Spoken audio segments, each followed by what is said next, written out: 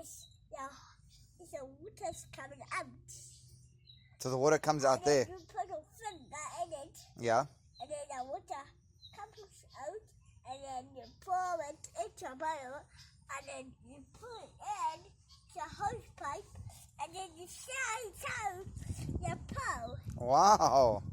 And you can fill up the pool. Yeah. What is this fitting called? This? What is this called? This is an elbow. An elbow. Well done. So And what is this piece here called? This big one. What is this? This is a? This is a glue. You take it. No, but what is this called? This cord is a magnet. It's called a Johnson coupling. So it's coming in, Yes. And then you hold the coupling. Mm. And you put.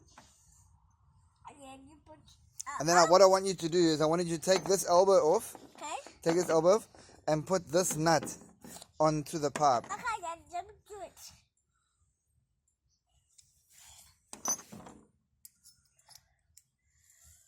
Okay, so put it on. Well done. And I do that. Gee, okay, now put the elbow back on again. And then put the elbow on. Then put the elbow on.